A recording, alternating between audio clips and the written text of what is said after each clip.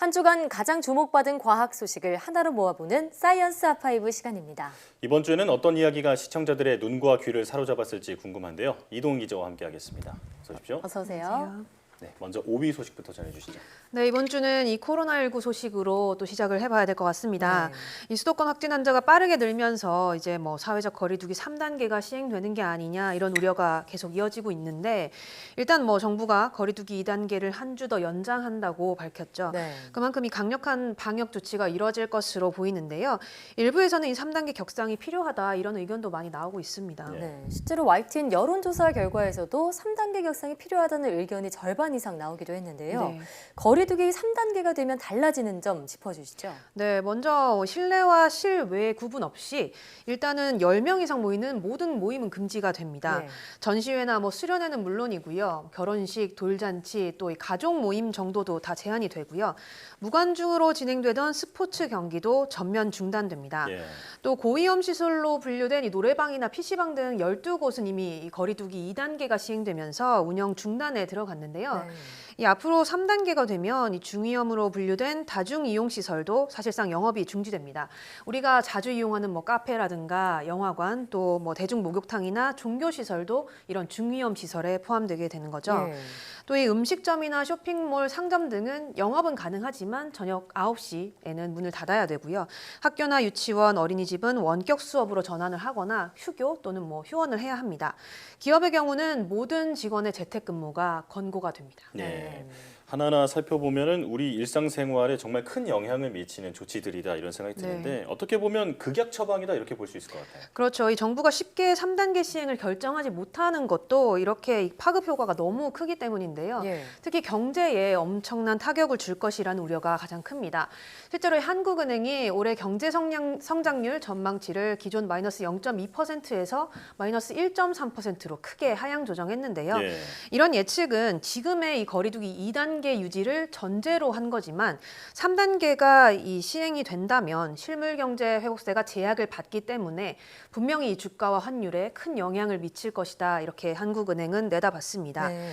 최근에는 또 이 전문가들에 따르면 수도권에서 거리두기 3단계가 한 2주 정도만 시행이 되더라도 성장률이 0.3%포인트 내려갈 것이다. 이렇게 전망을 하고 있고요. 또 이렇게 되면 연간 성장률이 적어도 0.2% 안팎으로는 떨어지게 될 것이다. 네. 또 이 만일 전국적으로 이 3단계가 시행될 경우에는 적어도 이 성장률이 0.4% 정도 떨어질 것이다. 이렇게 전망을 했습니다. 네. 이미 이 코로나19가 장기화되면서 경제에 뭐 큰 영향을 미친 상황이거든요. 예. 그러니까 이 3단계가 되면 더 큰 후폭풍이 있을 것이라는 게 아마 가장 큰 우려가 아닐까 싶습니다. 네, 이 때문에 정부는 3단계를 거의 마지막 카드라고 생각하고 있는 것 같은데 네. 3단계가 되면 앞서 모든 기업이 재택근무가 권고된다고 하셨잖아요. 네. 근데 벌써부터 재택근무를 시행하고 있는 대기업들 소식이 속속 들리고 있어요. 네, 맞습니다. 이 얼마 전에 이 삼성전자가 휴대전화와 가전 분야 임직원을 대상으로 한 달 동안 재택근무를 시범 운영하겠다 이렇게 밝혔고요. 또 이 LG전자도 재택근무 대상을 일부로 제한하던 거에서 이제 사무직의 30% 이상 이렇게 확대하기로 했습니다. 네.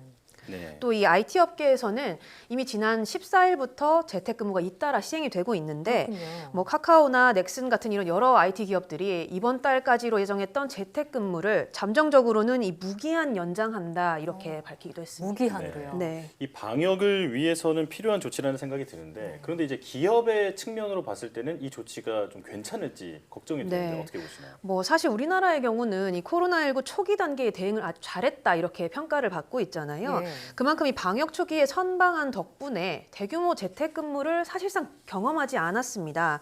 반대로 이 한국보다 훨씬 많은 인명피해를 겪은 유럽에서는 아주 일찌감치 이 대규모의 재택근무를 도입을 했는데요. 예. 이 유럽 같은 경우는 이제 제법 자리를 잡고 앞으로 이 장기화되는 이 코로나19 사태에 대비하고 있는 그런 상황입니다. 네. 그러니까 상대적으로 우리보다는 재택근무를 좀 체계적으로 도입하게 됐다, 적용을 했다 이렇게 볼 수 있을 것 같은데요. 이 프랑스 프랑스 일간지인 르몽드에 따르면 서유럽에서는 이미 이 재택근무에 대해서 긍정적인 평가가 나오고 있다고 합니다. 네. 그렇군요. 뭐 한 사례를 보면 이 영국의 한 보험회사의 경우는 이 재택근무 이후에 원하는 직원은 다시 사무실에 복귀해라 이렇게 얘기를 했더니 17,000여 명의 직원 중에서 한 500여 명 정도만 네. 복귀를 했다고 합니다. 그 정도만요. 네, 뭐 독일의 보험회사인 알리안츠 같은 경우는 이 재택근무의 성과가 뭐 나쁘지 않았기 때문에 네. 이걸 앞으로 일반화하겠다, 뭐 어떤 새로운 형태의 업무 형태로 자리 잡도록 하겠다 이렇게 발표하기도 했는데 르몽드는 이를 두고 이 대면과 감시가 일반화된 어떤 기업 문화를 코로나19가 어떤 측면에서는 좀 바꾸고 있다 이렇게 평가하기도 했습니다. 네. 예. 사실 재택근무가 어쩔 수 없이 시작하게 된 것이지만 네. 기업은 물론이고요. 근로자들 역시도 만족하고 있는 것 같은데 네. 코로나 사태 이후에는 새로운 업무 방식으로 자리 잡을 수도 있겠다 이런 생각이 듭니다. 네. 다음 소식은 어떤 건가요? 네, 뭐 또 이번 주는 이 코로나19도 문제였지만 사실 이 태풍 때문에 또 다른 방면으로 긴장했던 예. 한 주기도 했죠. 또 이 태풍과 관련해서 가장 많은 분들이 관심을 모아주신 것이 바로 이 자동차 관리와 관련된 소식이었는데 네. 다시 한번 짚어볼까 합니다. 자, 아무래도 역대 최장의 장마가 지나간 뒤에 또 태풍이 왔던 거라서 많은 네. 관심을 보였던 것 같은데요. 네, 맞습니다. 이 태풍이 오는 시기에도 장마철과 마찬가지로 이 집중호우가 잦아지기 때문에 가장 중요한 건 뭐 강변이나 하천 이런 근처에는 차량을 가지고 가지 않는 거겠죠. 네. 특히 성인 남성의 무릎 높이 정도 또는 이 차량 바퀴의 절반 높이 이상으로 물이 차 있으면 이 차량을 가지고 들어가지 말아야겠습니다. 예. 만일 어쩔 수 없이 침수 구간을 통과해야 된다면 에어컨을 끄시고요. 이 저속을 유지하면서 한 번에 침수 지역을 이렇게 건너가야 된다고 합니다. 예. 또 이 태풍이 오면 특히 강한 바람이 불어서 주의를 해야 되는데 네. 특히 차의 옆면으로 바람이 불 경우에는 차체가 흔들리는 현상이 굉장히 심해지거든요. 그러니까 평소보다 훨씬 천천히 운행을 해야 됩니다. 네. 또 주차할 때도 날아다니는 물건에 맞아서 차량이 파손되는 경우가 많기 때문에 가능하면 실내 주차가 좋고요. 또 이런 경우에는 혹시 지하 주차장에 주차를 했다가 네. 침수가 될 우려도 있으니까 이런 부분이 혹시 우려가 없는지 좀 살펴보셔야 될 것 같습니다. 그래야겠네요. 네. 또 요즘에 이 전기차 많이 타시는데 예. 전기차의 경우는 비가 올 때는 이 실내 충전소를 이용을 하시고요. 특히 번개가 치는 날에는 절대 충전을 해서는 안 된다고 합니다. 예. 네. 자, 태풍 바비는 지나갔지만요. 다음 주에 또 강한 태풍이 잇따라 온다고 하니까요. 잘 기억해 두면 좋겠습니다. 네. 자, 이번 주 가장 많은 관심을 모은 소식은 어떤 건가요? 네, 뭐 최근 이 코로나19도 있었고 태풍 소식도 있으면서 잠시 잊고 있었는데 사실 이 요즘 같은 이 계절에 가장 위험한 것이 바로 식중독입니다. 예. 이 우리가 이번 주 사이언스 119에서 식중독에 대해서 좀 자세히 알아봤는데요. 많은 분들이 좀 반응을 많이 보여주셨습니다. 네. 네, 저는 그 보도를 보면서 특히 이 식중독을 예방하려면 그 식품별로 다른 보관법을 써야 한다라는 점이 참 기억에 네. 남더라고요.